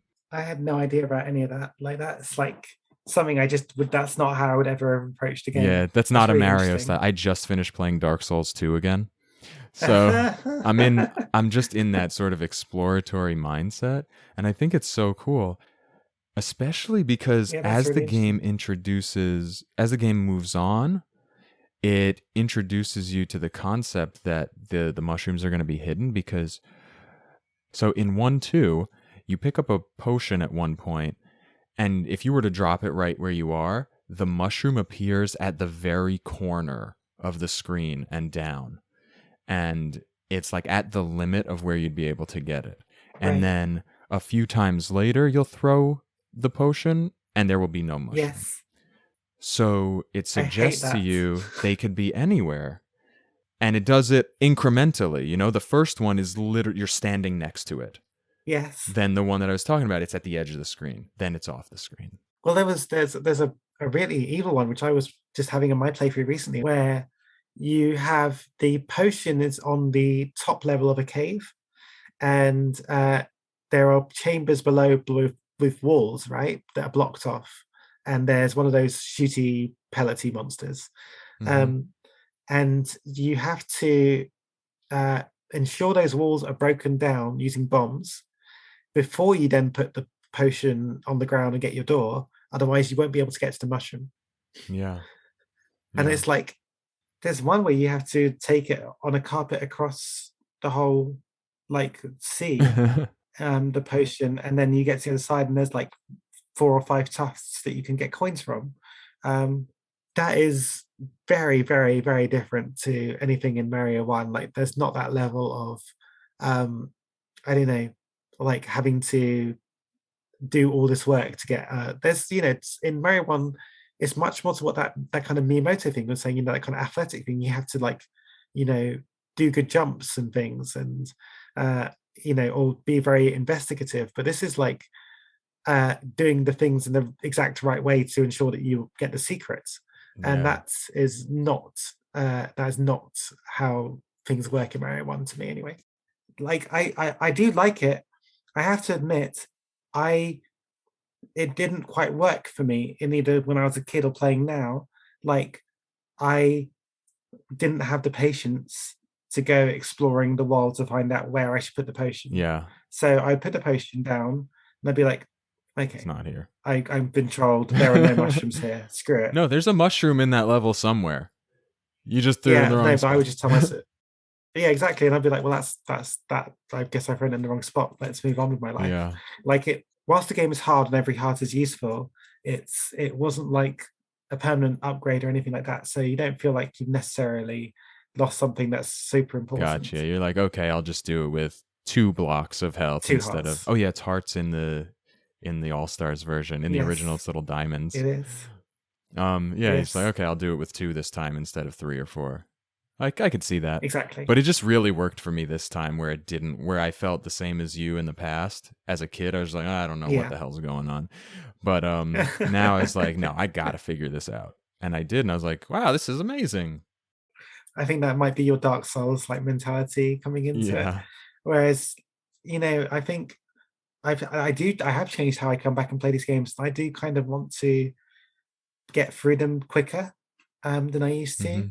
Hmm. Um, like I'm more inclined to use the warp zones in Mario One and Mario Three than I was before. And with Mario Two, I kind of knew where I was supposed to go a lot of it. So I would not be necessarily exploring things, just not necessarily right. But I guess one of the things I'd quite like would be a little bit more signposting with Yeah. some of these secrets, perhaps. But that's just me. That makes perfect sense. So this was also the first Mario game that introduced different types of worlds, right? So this is the first one where you had Mm. desert in World 2. Then we had sort of the waterfall land in World 3. We had an ice world in World 4. And they all have different mechanics. Yeah. Yeah. What'd you think of Like quicksand? the trying to think did I think of quicksand? What did I think of quicksand before? What did I think of quicksand I now? thought the same thing the whole time. It's hell. The quicksand is Uh the worst I to me. think it's fine. Yeah. Didn't it? NBD, Oh NBD. my I found the goodness. ice more Well, you bothersome. play as Peach. That's the thing. You just float Yeah, right I over just it. float around. Yeah, seriously. Just jump and float. So you found it hellish. Yeah, because I always feel like I want to be carrying something, and Yeah. it's very difficult to do the jump and hold on to the thing. Like if you just tap the A button, it's fine. But if you're trying to hold B and tap the A button to escape the quicksand, it's like, Yes. oh, this is so hard. And then you drop the thing that you're holding Yes. anyway, and then you die anyway. Fun times. Yeah, I mean it's a clever mechanic though, to have you um drowning into the environment, and the only way you can jump back up, get out, is by jumping repeatedly. It's kind of puts a bit of that kind of panic that I guess is tied into, drowning in quicksand, like the feeling like you're, pushing against Mm-hmm. resistance as much as you can with a button press. So it's quite cleverly done. I do like how later in the game you can use the quicksand to discover a secret. Do you know that one? Yes, that's You clever. you I do sink know that halfway one. down until your head goes underneath the side of the background wall, and then you bounce your way to the left, and you get to a, like, what is it, a ladder that goes, or a door or something that goes to a different path. I think I've seen it on a video. I don't think I did it ever myself, but I think I saw it on a video. It's cool. Like they It's very cool. provide new ways to play. What about digging? Digging is it's a clever mechanic, but I did not enjoy it on returning to the game. So what's painful about digging, it happens, and it's deliberate. It's what they wanted you to do in every single level. Is there'll be a monster, so it forces you to not be able to just dig straight down. Yeah. So because if you do, then the monster will follow you and land on you and take your health off you. So you have to dig, and then move to another part of the platform and dig from that point, so that the monster will fall somewhere and then have to walk over, and then you keep doing that. So when you have it on the especially long like sections where you have to dig, and there are at least in the first four worlds about 3 or 4 of these, um it's just a pain in the bum. Just like dig, move right, dig, move left, dig, move right. That's not fun to me. Yeah. Well, one thing that I was at least happy to see, well, what I think my perception is that digging through the dirt, there isn't a difference in the speed, as far as I could tell. Like Mm, I played with Princess to avoid the quicksand, and I was like yeah. dreading going to the digging part, but she dug through pretty quickly. I was expecting her to pick the dirt up at the same speed as she might pick up like a POW block or a big vegetable, and I was like, "Geez, this is going to be a nightmare." But it No. wasn't. Equality across digging is good. Yeah, Actually, if there was one bit of the game that I just generally didn't enjoy as much as I did when I was younger, it probably is those cave sections with the keys and things. Like I just think as a younger player, that was more scary and challenging. Like, oh no, there's a mask coming and it's got glowy eyes, and I've got to drop the key. That's that. As a kid, that was quite fun. As an adult, it's like pick up the key, run a little bit, drop the key, pick up the key, run a little. Once you know what you're supposed to do, it's a little bit on challenging and tiresome.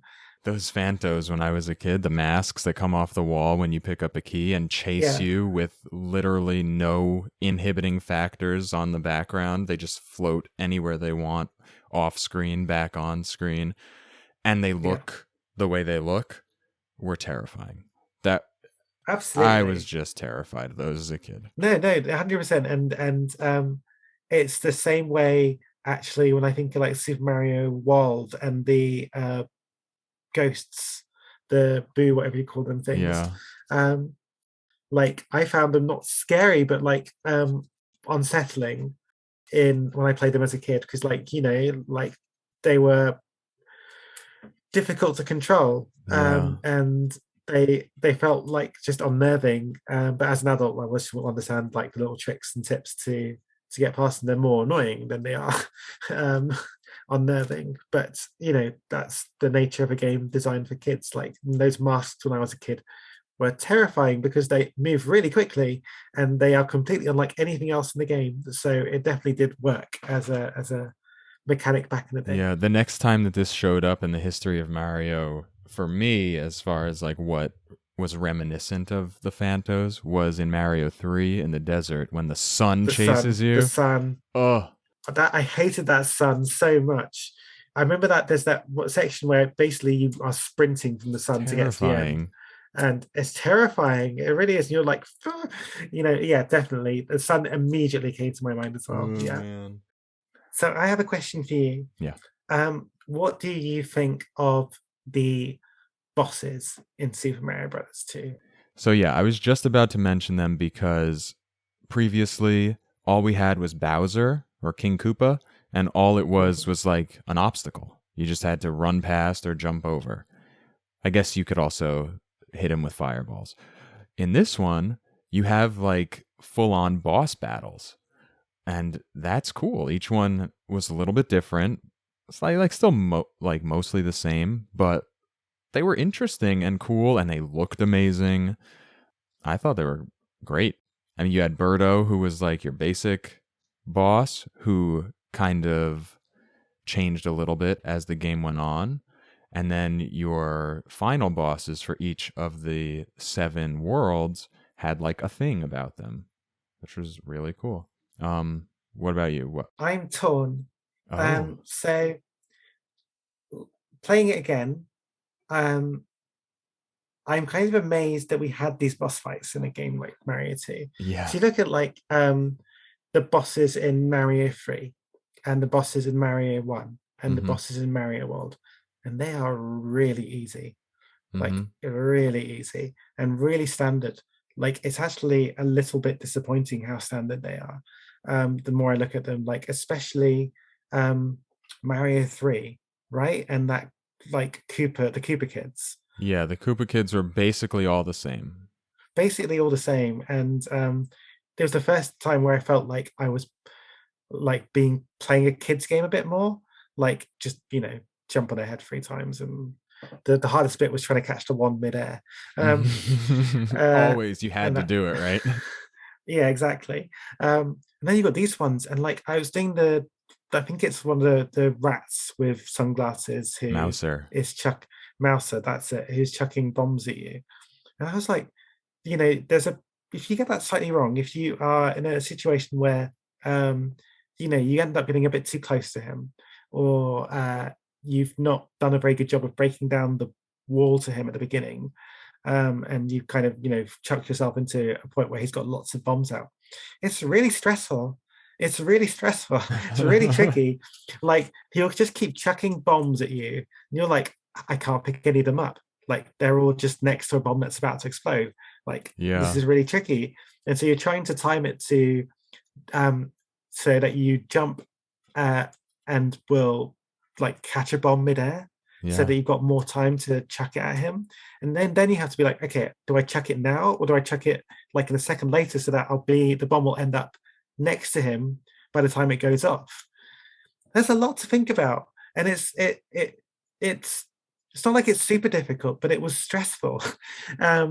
And I can look back now and appreciate that as like, this is different. It was trying something new, but like, was it actually fun? I don't know if it was actually fun.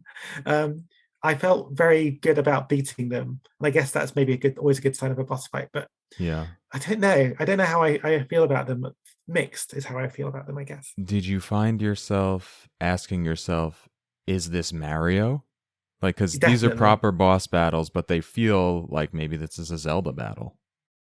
It definitely, on coming back to it, does not feel like a Mario boss fight.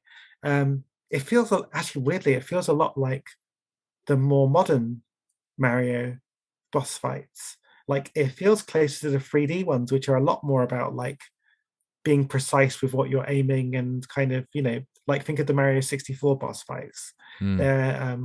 They're not just about jumping. You have to do all kinds of nonsense to make things happen in that game. Mm-hmm. Super Mario Galaxy as well has a lot of this kind of like more physicsy based boss fights. And I love the boss fights from Super Mario Galaxy. I think that game is amazing and wondrous in almost every single way. But yeah, like it's an interesting one. And then the Birdo ones are just the Birdo ones to me are like the biggest obvious sign that this is not an actual Mario game. Like that's weird. Like why are you fighting a dinosaur that shoots eggs out of their mouth? And it then turns out it's a transgender dinosaur. So like yeah, those definitely do not feel like Mario. those mini bosses. I don't know. Birdo, Yoshi, both dinosaurs, both have eggs in their digestive tract. True, true, that's true. Like Yoshi eats That's things and then poops eggs. I suppose Bedo is a kind of pre predicate what's the word predecessor to Yoshi in some ways. I hadn't thought of that. Yeah, that's Yeah, true. they're related. They're on the same Yeah, taxonomical whatever. yeah, they're evolutionarily related. Yeah. So what else did we have? We have Triclide, the fire breathing Hydra in Oh World 2, yes, where you can hide behind the mushroom blocks and the yes. flames will disperse, and you could even, if you wanted to, build up a wall and hide safely behind it. That's pretty cool, right? Using you're doing environmental. It's basically Minecraft, I think, right? It's the intro to It's Minecraft. yes. This is where Minecraft came from. Yes, See, just not enough credit. Everything's from Super Mario 2. exactly. Really. No, 100%. It was good. It was good. Yeah, again, with all the bosses, I think they are definitely individual and cool. Whether they feel like Mario bosses is a different thing, but they are definitely individual and cool. Who were some of the other bosses? I don't even remember Fry Guy at the end of World 4. That's the Oh flame one. yeah, I literally yeah, just played, but then I kind of skipped past. I like how Claw Grip, the crab later on, kind of changed things up yeah, because you couldn't, what was it? You like either can't catch the boulders he throws out of the air like you could yes, with the bombs. So now you're getting hit. You have to wait for them to settle. But meanwhile, they bounce yes, back and forth. So you kind of have to figure out a way to stand, avoid the throw, yet jump on the boulder to pick it up and then throw it back before the next throw.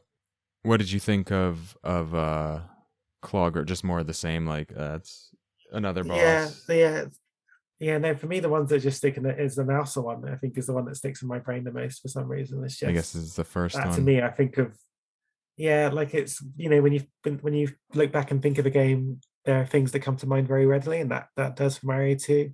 So yeah, like I don't think any of the bosses were quite as memorable. I guess the ending, the final boss, is a really interesting one to go into. Wart. Or what Yeah, about Ward. pre-wart, when you pick up the orb, whatever that is, and you think the mouth is going to open, but instead what happens? The mouth that you've been walking through, that eagle's mouth, hawk mouth, Yes. that's usually a door, breaks off from the wall and starts flying Oh, at you that's back sad. and forth, and that's the boss. And it's immediately That's before pretty fighting awesome. Wart, the final boss.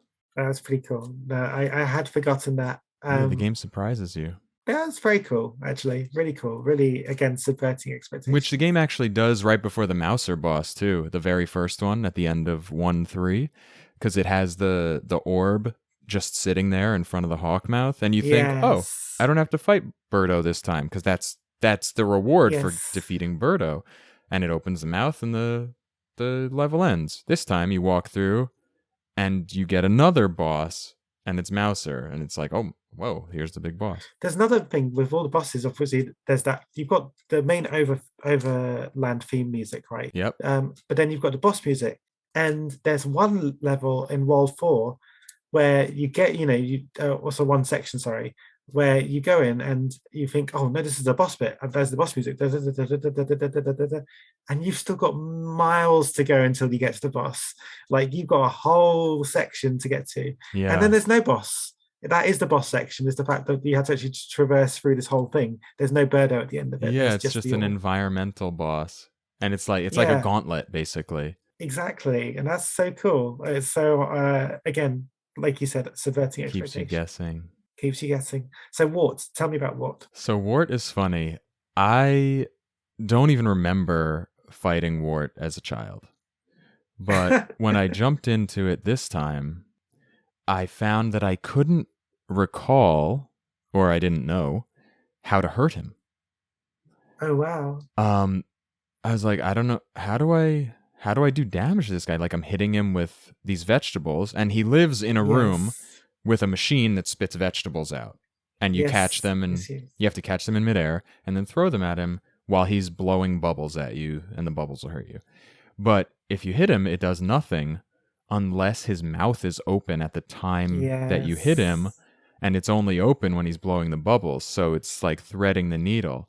But you only Yes. will know when to hit him by reading the instruction manual. There's one little line that says, "Wart hates vegetables." So you have to throw one in his mouth. Wow. That is some clue. That's not even like a telling you, is it? That's just like work it out that he hates vegetables, Yeah. therefore get him to eat them, essentially. I think I did work it out as a kid. I think I didn't need the instruction manual. I think I just like, kept trying and then, one time got lucky and Yeah, and you're like, oh, why did that one do damage and the other one didn't? Did I hit yeah, him in his eyes? I don't know. yes. And then you figure out, oh, each time his mouth has been open, those are the ones that do damage. Okay. Yeah. But he's a final boss, so that's good. It's difficult. Yes. I do think it again is one of the more interesting bosses actually. But I wouldn't say like it's one of my favorites, but definitely a more interesting one. If I was to say what my favorite Mario boss would be, I think I would have to say Super Mario World.